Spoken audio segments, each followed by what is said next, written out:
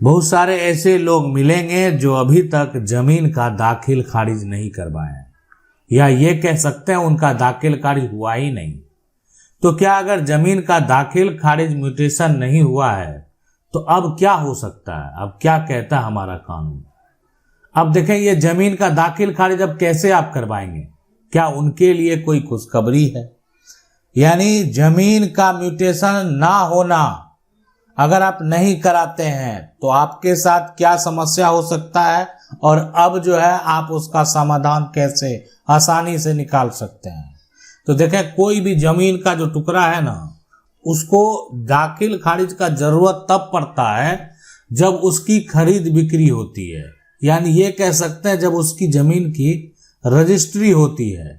Registry होगा तो खरीदार जो है वो अपने नाम पर जो है नामांतरण कराता है। तो ये हो गया दाखिल खारिज प्रक्रिया। अब इसके अलावा जमीन का अगर कोई बंटवारा करता है तो भी जमीन का दाखिल खारिज कराता है। अब बंटवारा कहाँ से करेगा? रजिस्ट्री का बंटवारा करे।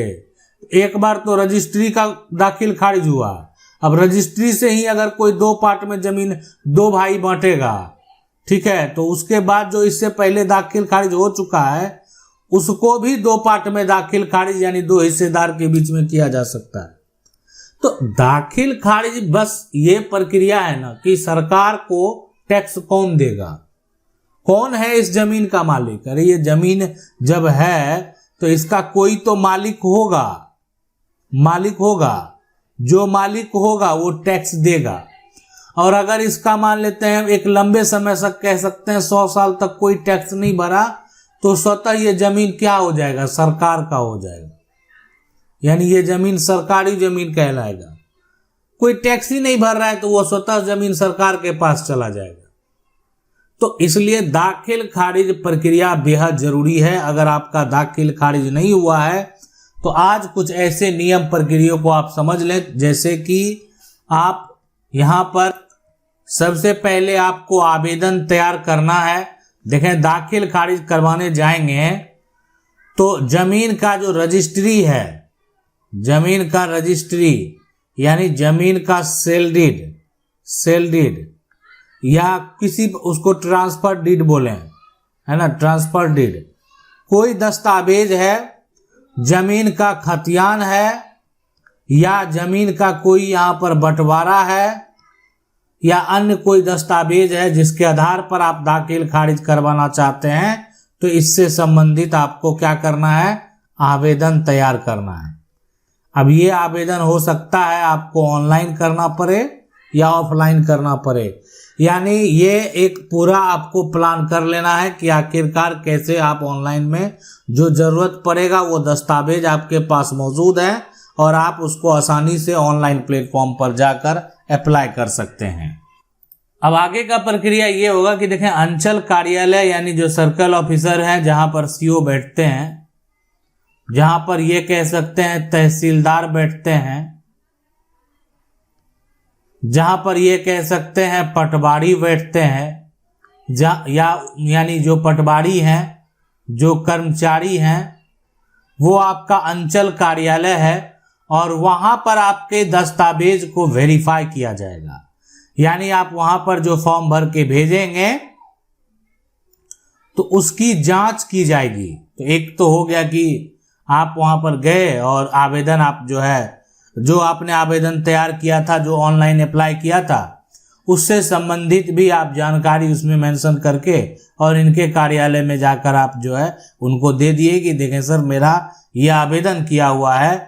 अब है कि अंचल अधिकारी उसकी जांच करेंगे, कर्मचारी उसकी जांच करेंगे कि आप जो एक तरह से दस्तावेज सबमिट किए हैं क्या वो सही है, क्या जो विक्रेता है उसका जमीन मौजूद है। विक्रेता का जमीन होगा तभी तो आपके नाम से जमीन ट्रांसफर किया जाएगा, आपके नाम से जमीन का नामांतरण किया जाएगा। अब विक्रेता के नाम जमीन अगर नहीं रहेगा तो फिर आपके नाम से नहीं किया जाएगा। आपके मन में फिर भी एक सवाल चलता होगा कि क्या जिस जमीन का दाखिल खारिज नहीं हुआ उसका क्या होगा?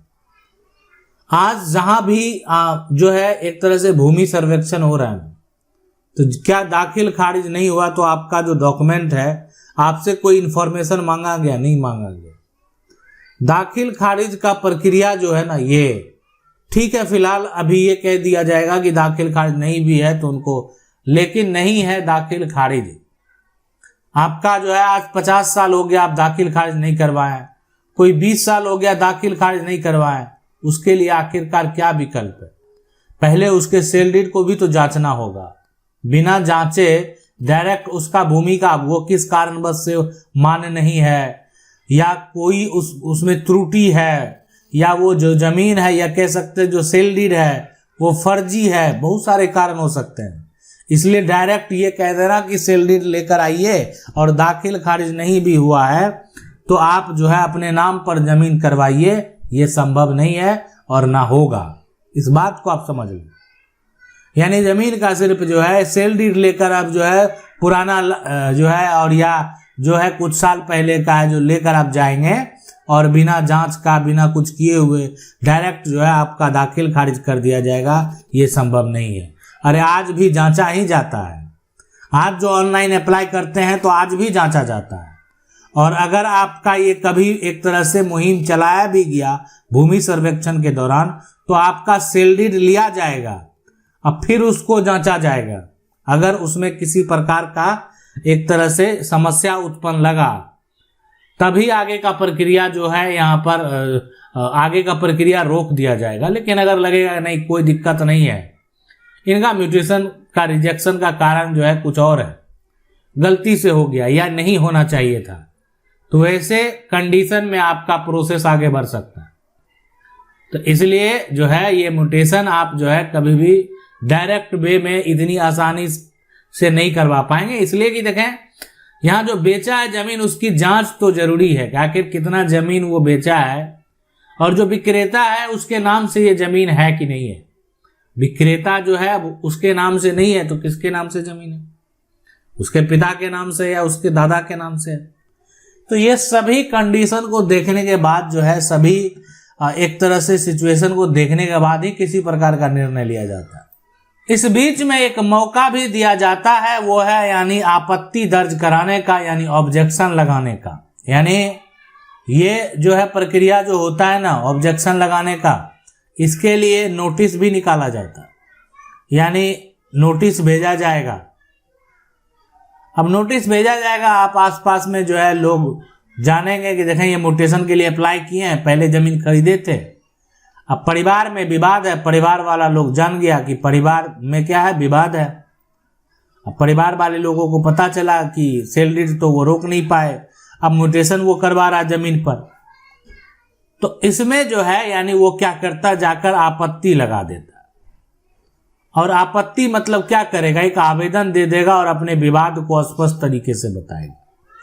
और जैसे ही उस पर आपत्ति लगाता है ना, यानी वो म्यूटेशन को किसी कारणवश जो है, या जो कारण है, जो विवाद है, उसका जांच पड़ताल किया जाएगा। ऐसे नहीं कि कोई गया मौखिक तौर पर जाकर आपत्ति लगा दिया और म्यूटेशन रिजेक्ट हो गया। और एक और भी कारण है कि कुछ ऐसा कंडीशन है ना जहां पर कितना भी ऑब्जेक्शन लगा दें, म्यूटेशन रिजेक्ट नहीं होगा, कुछ भी कर लें नहीं होगा। यानी कोई जाकर अगर आपत्ति लगा भी देगा ना तो दाखिल खारिज नहीं रोक पाएगा। अब आप कहेंगे ये तरीका हमें भी जानना है, तो अगर आप जानना चाहते हैं तो आप हमें कमेंट करें, हम आपको बताएंगे कि आखिरकार जो है कौन सा ऐसा तरीका है जहां पर दाखिल खारिज अप्लाई करने के बाद कितना भी कोई कुछ कर ले, यानी वो आपके जमीन का जो है म्यूटेशन यानी दाखिल खारिज नहीं रिजेक्ट करवा पाएगा। कुछ भी कर ले, कोई ऑब्जेक्शन कितना बार भी लगा दे।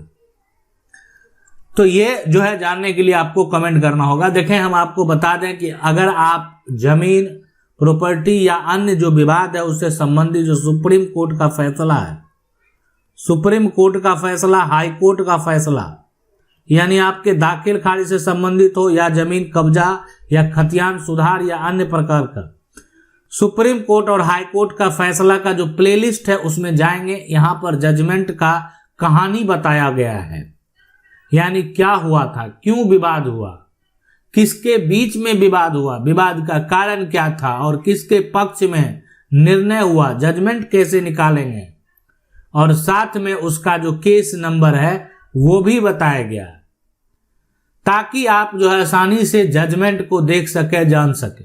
तो ये है पूरा प्रक्रिया।